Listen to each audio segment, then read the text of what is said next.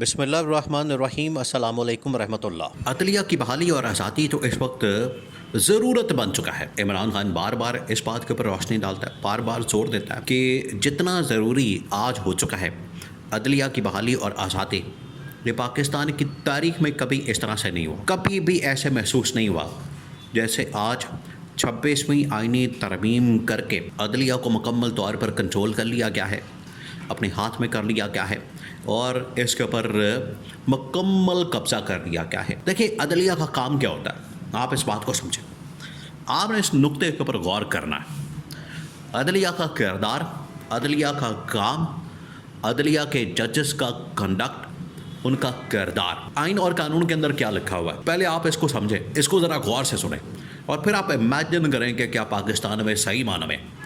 یہ عدلیہ اس وقت موجود ہے یا نہیں۔ آئین کے اندر کیا لکھا ہوا؟ آئین کے اندر بڑا واضح طور پر لکھا ہے کہ عدلیہ ریاست کا تیسرا ستون ہے، بالکل انڈیپینڈنٹ، آزاد، کوئی اس کے اوپر اثر انداز نہیں ہو سکتا، نہ وہ کسی کے ماتحت ہے،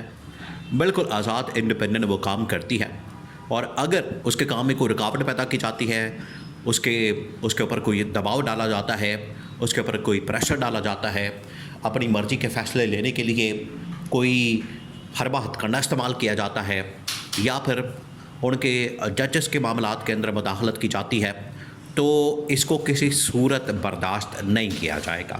یہ آئین کے اندر بڑا واضح طور پر لکھا ہے، اور اسی کو چینج کرنے کے لیے ان لوگوں نے کیا کیا، 26ویں آئینی ترمیم لے کر آئے، کیونکہ اگر یہ 26ویں آئینی ترمیم نہ لے کر آتے تو یہ کام ہی نہیں ہو سکتا تھا، یہ اپنی مرضی سے چلا ہی نہیں سکتے تھے۔ تو اب یہ جو سرکاری ادارہ تھا عدلیہ، ریاست کا تیسرا پلر تھا، ستون تھا، انڈیپینڈنٹ تھا، یا آپ کہہ لیں کہ بالکل آزاد ادارہ تھا، وہ اب کیا بن گیا؟ 26ویں آئینی ترمیم کے نتیجے میں ایک ماتحت سرکاری ادارہ بن چکا ہے۔ 26ویں آئینی ترمیم کے نتیجے میں یہ ججز ماتحت سرکاری ملازم بن چکے ہیں، اور جو بھی ان کو کہا جائے گا، اب یہ سارا کیا اس لیے کیا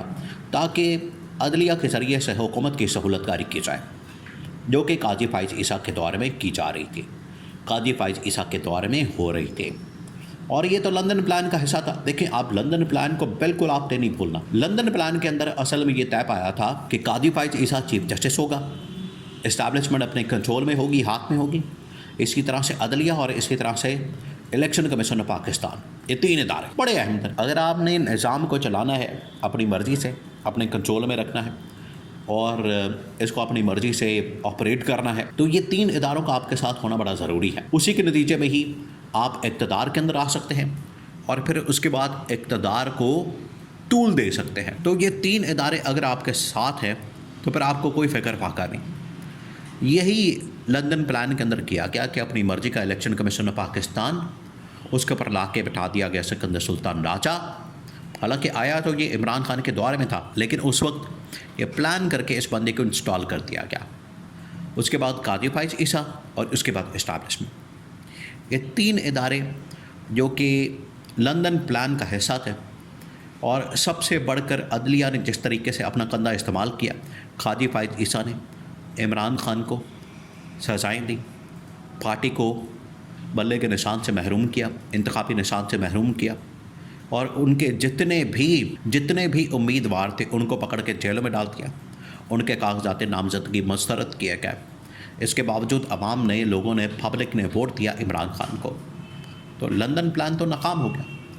لیکن اب اس لندن پلان کی ایکسٹینشن یہ ہوئی، ان کو جب پتہ چل گیا کہ اب قاضی فائز عیسیٰ تو جا رہا ہے، قاضی فائز عیسیٰ تو گھر جا رہا ہے، انہوں نے کیا کیا، 26ویں آئینی ترمیم کر کے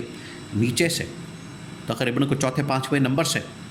یحییٰ آفریدی کو اٹھا کے چیف جسٹس لگا دیا، اس کے ساتھ سیٹلمنٹ کر لی، ساری بات چیت کر لی، معاملات طے کر لیے، اور چیف جسٹس لگا کے تو سہولت کاری کا سلسلہ شروع کر دیا گیا۔ اب یہ جو یحییٰ آفریدی کو چیف جسٹس بنایا گیا، 6 مہینے سال تو ہو گیا، اب اس کو یہ محسوس ہو رہا ہے کہ یہ ایک بہت بڑا داغ، ایک بہت بڑا دھبا، ایک بہت بڑا مسئلہ ان کے ماتھے کے اوپر لگ چکا ہے، ان کے ماتھے کے اوپر، کپڑوں کے اوپر، کردار کے اوپر لگ چکا ہے۔ اس کو مٹانا، اس کو ختم کرنا، اس کو اپنے دامن سے صاف کرنا بڑا ضروری ہے۔ اب اس کے لیے چیف جسٹس تو ہاتھ پاؤں مار رہے ہیں، لیکن عملی طور پر جتنی دیر تک عمل درآمد اقدامات نہیں کیا جائے گا، وہ اقدامات اور ان کے اوپر عمل درآمد، انصاف، میرٹ کے اوپر انصاف فیصلے نہیں کیا جائے گا،